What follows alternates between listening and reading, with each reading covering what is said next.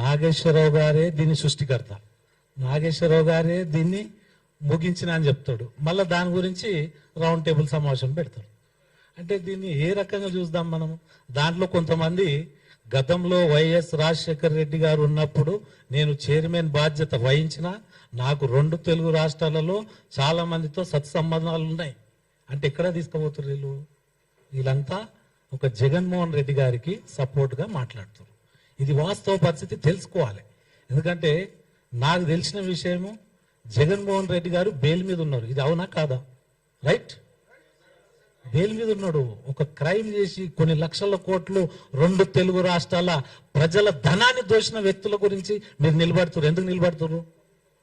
ఒక నిజాయితీ పరుడు జనసేన పార్టీ పెట్టి ముందుకెళ్తుంటే మీకు అలవాటు అయిపోయింది. అప్పుడు రాజకీయాలు కావు, ఎవడు ఎన్ని పరిస్థితుల్లో లేదు. ఈరోజు జనసేన బలం తెలంగాణలో మీరు చెప్తే ఊహించరు. లక్షలాదిగా మెంబర్షిప్ అయింది మొన్న మేము పెడితే. యావత్తు తెలంగాణ పాత ఉమ్మడి 10 జిల్లాలు తీసుకుంటే అనేక చోట్ల మేము పోటీ చేస్తున్నాం. కొత్త వ్యక్తులకు అవకాశం ఇస్తున్నాం. కొత్త రాజకీయాలు కొత్తగా రాజకీయ వేదికని మేము ఏర్పాటు చేసి చాలా మందిని మేము జనసేన పార్టీలో ఆహ్వానిస్తున్నాం. అంత మంచి నిజాయితీ పరుడు జనసేన అధినేత. 2009లో కూడా ఆయన ఆ రోజు తెలంగాణ గురించి 2009లో దేవేంద్ర గౌడ్ గారు ప్రజారాజ్యంలో విలీనం ఆయన పార్టీ చేసిన తర్వాత ఆయన ఎత్తుకున్న నినాదం సామాజిక తెలంగాణకు కట్టుబడి ఉన్నా అని చెప్పిండు. అవసరమైతే మీరు వీడియోలు చూసుకోండి. అరే అప్పుడు తెలంగాణ ఊసే లేదు. 2009లో జనసేన అధినేత శ్రీ పవన్ కళ్యాణ్ గారు అంత బలంగా చెప్పిండు. అది మీరు తెలుసుకోవాలి. అదేవిధంగా ఈ స్వాతంత్రం వచ్చినప్పటి నుంచి ఈ ఉమ్మడి ఆంధ్రప్రదేశ్ అనుకోండి, ఇప్పుడు తెలంగాణ అనుకోండి, 101 పై చిలుకు సీట్లు బీసీలకు ఇచ్చారు. ఇది గుర్తుపెట్టుకోవాలి. ఏ పార్టీ ఇవ్వలేదు. ఖాళీ 1 వర్గం 2 వర్గాలు తప్పితే బీసీ ఎస్సీ ఎస్టీలు అంటే ఎంత నీచంగా చూస్తారంటే అది ఓ విచిత్రమైన సమాజం అయిపోయింది. దాన్ని ఎక్కడ కూలగొడతాడు అని చెప్పి ఆయన మీద కొన్ని శక్తులు ఈ రకంగా పనిచేస్తున్నాయి. మేము చెప్తున్నాం, పవన్ కళ్యాణ్ అడ్డుకునే దమ్ము ధైర్యం ఎవరికన్నా ఉంటే రండి. పవన్ కళ్యాణ్ కాదు, శంకర్ గౌడ్ని ఇక్కడ ఉన్న వాళ్ళని అడ్డుకోండి ఫస్ట్, తర్వాత పవన్ కళ్యాణ్ గురించి ఆలోచిస్తాం. అరే పవన్ కళ్యాణ్ అంటే ఏమనుకుంటారు మీరు? ఒక కర్ణాటక పోయి చూడండి. నేను వెళ్ళిన కొన్ని లక్షల మంది రోడ్ల మీద వస్తారు. యువత ఆయన వైపు చూస్తుంది. ఈరోజు యావత్తు భారతదేశం ఆయన వైపు చూస్తుంది. కొత్త తరం రాజకీయం చేస్తున్నాను. అటువంటి వ్యక్తి గురించి మీరు మాట్లాడుతున్నా? మీ వెనక తిరిగి చూస్తే 1+1 ఒక మనిషి ఉంటాడు. అర్థం చేసుకోవాలి మీరు ఎవరి గురించి మాట్లాడుతున్నారు. ఈరోజు ఒక వ్యక్తి గురించి హెల్త్ ఇష్యూ ఉంటే దేశ ప్రధాని ఆయన ఇంటికి రావడం జరిగింది. అది గమనించాలి మీరు. ఒక వ్యక్తి ఎంత బలమైనోడైతే వస్తాడు. ఒక వ్యక్తి పవన్ కళ్యాణ్ అనే వ్యక్తి అంత బలం ఉంటేనే కదా ఆయన ఇంటికి రావడం జరుగుతుంది. అంటే వీళ్ళకి భయం అవుతుంది. రేపు 100% జనసేన ఇక్కడ పోటీ చేస్తుంది, రాజకీయాలు మారుస్తున్నాయి, మేము ప్రభుత్వంలో ఉండబోతున్నాం, అది తెలుసు వాళ్ళకు.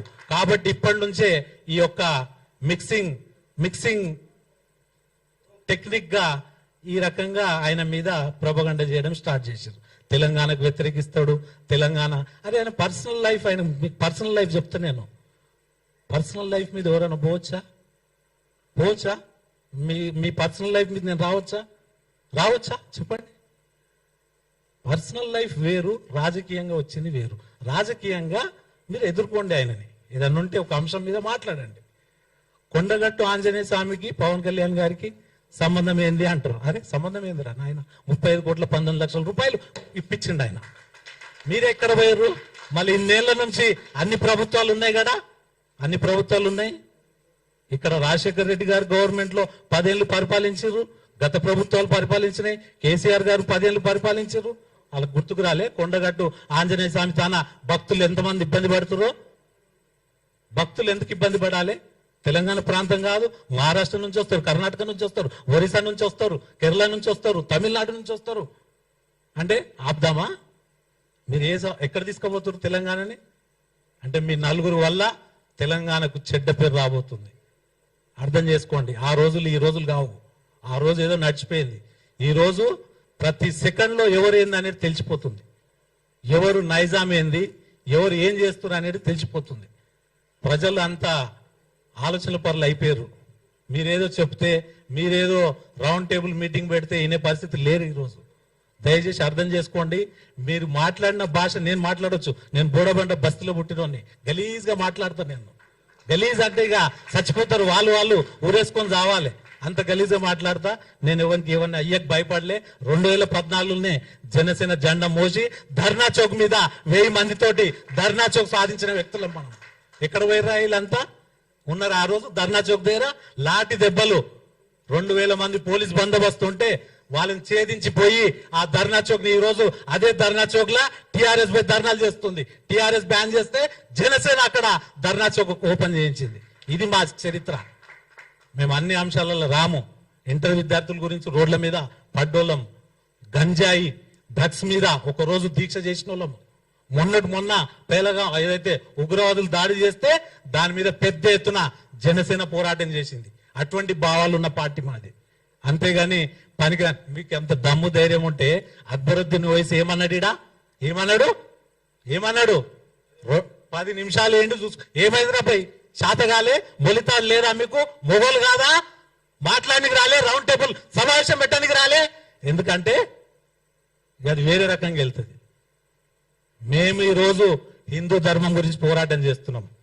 మేము నిలబడతాం. ఎక్కడ ఏ గుడిలో ఇబ్బంది అయినా మేము నిలబడతాం. మా జనసేన అధినేత పవన్ కళ్యాణ్ గారితో పాటు మేముంటాం. ఇవాళ భారతదేశం అంతా ఒకటే మాట నడుస్తుంది. అది మీ అందరు తెలుసు. లెఫ్ట్ భావాలు లెఫ్ట్ అయిపోయిన వాళ్ళు మొత్తం దేశం అంతా ఎక్కడ లేరాలిగా అయిపోయింది. లెఫ్ట్ భావాలు ఉన్న లెఫ్ట్కి వెళ్ళిపోయారు. ఈరోజు భారతదేశంలో ఒక ప్రధాని మంత్రి, అదేవిధంగా కేంద్ర హోంశాఖ సహాయ మంత్రులు మాట్లాడితే మీరు ఈయనేదో ఆడు ఉన్నట్టు, ఈయనేదో దాచుకొని విన్నట్టు ఈయన వచ్చి చెప్తాడు. ఈయననే సృష్టిస్తాడు. ఈయననే మాట్లాడిండు నాగేశ్వరరావు గారు. ప్రొఫెసర్ అంటే చాలా ఈయననే మళ్ళీ విడ్రా అని ఒక ఛానల్లో కూర్చొని చెప్పిండు. విడ్రా అన్నాడు, మళ్ళీ వచ్చి రౌండ్ టేబుల్ సమావేశం పెట్టాడు.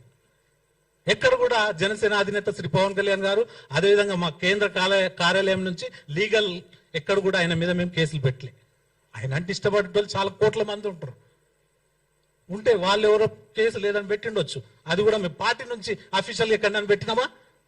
వచ్చేసింది ఆంధ్ర పోలీస్ వచ్చేసి. ఆంధ్ర పోలీస్ ఏం తెలంగాణ పోలీస్ ఏంద్రాబాయ్? పోలీసే. ఆంధ్ర అయితే తెలంగాణ అయితే ఒరిస్సా అయితే తమిళనాడు అయితే కర్ణాటక అయితే జార్ఖండ్ అయితే జమ్మూ కాశ్మీర్ అయితే 4 కూర్చొని మాట్లాడితే 4 లక్షల మంది జన సైనికులు. గుర్తుపెట్టుకోండి. మేము ఖాళీ ఉన్నాం అనుకుర్రా? మా పనిలో మేము ఉన్నాము. మేము ఎప్పుడు ఏం చేయాలో మాకు తెలుసు. మీరు జనసేన అధినేత శ్రీ పవన్ కళ్యాణ్ జోలికి రావద్దు. ఇంకోటి ఆంధ్ర తెలంగాణ అనేది మర్చిపోండి, అయిపోయింది. మేము తెలంగాణ గడ్డ మీద పుట్టిన బిడ్డలం. మేము ఎవరినైనా ఇక్కడ రమ్మని చెప్తాం. ఏ రాష్ట్రం నుంచి అయినా రావచ్చు, ఏ రాష్ట్రం నుంచి అయినా, ఏ ప్రాంతం నుంచి అయినా వచ్చి ఇక్కడ పని చేసుకోవచ్చు, తిరగవచ్చు, మాట్లాడవచ్చు. పార్టీ పెట్టే హక్కు ప్రతి ఒక్కరికి ఉంది. ఇది రాజ్యాంగం కల్పించిన హక్కు. దాన్ని మీరు నేను 4 కూర్చొని మేము డిసైడ్ చేస్తామంటే ఆ రోజులు కావు. 10 ఏళ్ళు ఇదే చెప్పారు. ఉద్యోగాలు, నీళ్లు, నియమాలు, నిధులు అని చెప్పారు. ఎంతమంది ఎంత దోసుకురో తెలుసు మీకు. ఈ రోజు వాళ్ళు నిన్న బాలకసుమని మాట్లాడుతూ ఉద్యమం చేయాలి, ఇట్లా కాదు, ఓ రైలు పట్టాలు కోసేయాలి, ఓ మనం కాలబెట్టేసాలి ఆఫీసులు, ఓ మనం ఇక జైలు. అరే నీ అమ్మ, 10 ఏళ్ళు ఎక్కడ పోయిందిరా నాయన ఆ స్ఫూర్తి? 10 ఏళ్ళు ఎక్కడ పోయింది ఆ స్ఫూర్తి? 10 ఏళ్ళు నువ్వు ప్రభుత్వంలో ఉన్నావు, ఎమ్మెల్యే ఉన్నావు, ఎంపీ అయినావు, అప్పుడు ఏం గుర్తుకు రాలే. మళ్ళా ఇది కొత్త డ్రామా. దీని వెనుక చాలా మంది రాజకీయానికి రక్తపు ముద్దలు తిని అలవాటు పడ్డ రాబందులు రాజకీయం చేస్తున్నారు. ఇది మీరు అర్థం చేసుకోవాలి. మేము జనసేన సదాగా మేము ఏ మీటింగ్ ఉన్నా మేము సొంత డబ్బులు వేసుకునే పనిచేస్తాం. ఈ రోజు కాదు, 2014 నుంచి పార్టీ పెట్టినప్పటి నుంచి మాకు నేర్పించిన ఘనత అది. ఎక్కడ కూడా రూపాయి కూడా మేము ఏ ఒక్క వ్యక్తి దగ్గర, ఏ ఒక్క కాంట్రాక్టర్ దగ్గర తీసుకోలేదు. ఇది చరిత్ర. మీరు ఎవరన్నా ఉంటే తెలుసుకోండి. ఎందుకు చెప్తున్నా అంటే నేను బలంగా చెప్పే విషయాలు ఇవన్నీ. అదేవిధంగా జనసేన అధినేత శ్రీ పవన్ కళ్యాణ్ గారు తెలంగాణలో అడుగుపెట్టిన తుఫాన్, అది కొట్టుకోబోతారు. తుఫాన్ ఆయన కదిలితే 1,00,000 మంది కదులుతారు. రూపాయి కూడా ఇయ్యం మేము. మిగతా పార్టీల లెక్క ఏది బీరు, బిర్యానీ, పైసలు ఇస్తే ఆ మీటింగ్ లో కూడా ఉండరు, ఉరుకుతుంటారు. ఆ ఎండ కురుకుతుంటారు. బగ ఎండ మండుతుంటే కూడా అట్లనే నిలబడతారు. అసొంటి కార్యకర్తలు ఉండరు బైసాబ్ మా దాంట్లో. అర్థం చేసుకోండి. ఇది కొత్త తరం రాజకీయం. ఇది మీ లెక్క లత్కోర్ రాజకీయాలు పవన్ కళ్యాణ్ చెయ్యడు, కాదది. అందుకే మేమందరం అలేనైనాం. ఇంతమంది వరంగల్కి వెళ్ళి నాగేష్, ఇక్కడ చాలా మంది, ఇట్లా చాలా మంది ఉన్నారు. ఎందుకంటే నల్గొండ నుంచి రవీందర్ రావు, మల్కాజ్గిరి నుంచి ఇట్లా చాలా మంది రాజకీయాన్ని చూసి చూసి బెజారైపోయి ఒక కొత్త తరం రాజకీయం గురించి ఎదురు చూసి వచ్చిన వాళ్ళు. మేము నిజంగా చెప్తున్నా, ఓట్లకు కూడా మేము పైసలు ఇవ్వలే, ఓట్లకు కూడా రూపాయి ఇవ్వలే. నాకు 5,000 ఓట్లు పడ్డాయి తాండూరు నుంచి పోటీ చేస్తే. మొన్న భారతీయ జనతా పార్టీ జనసేన నుంచి అక్కడ కూడా ఎవడు అన్నాడు, ఇదర్ అరే ఓడరా నువ్వు, ఎవడు నువ్వు నన్ను అడగనీకి? ఇక్కడ పుట్టి పెరిగినోన్ని, 32 ఏళ్ల నుంచి రాజకీయాలు చూస్తున్నోన్ని, నేను ఒక జాతీయ పార్టీలో పనిచేసినోన్ని, బైసాబ్ వెంబడి తిరిగినోన్ని, టైగర్ నరేందర్ వెంబడి. నేను ఎంత ఇది ఉంటుంది, నాకెంత ఆలోచన ఉంటుంది, రాజకీయాల మీద ఎంత అవగాహన ఉంటుంది. ఏదో కొత్తగా వచ్చినట్టు అందరినీ మనం రాజకీయ పార్టీలు అంటే ఈరోజు కాంగ్రెస్, బీజేపీ జాతీయ పార్టీని గౌరవిస్తున్నారు. జనసేన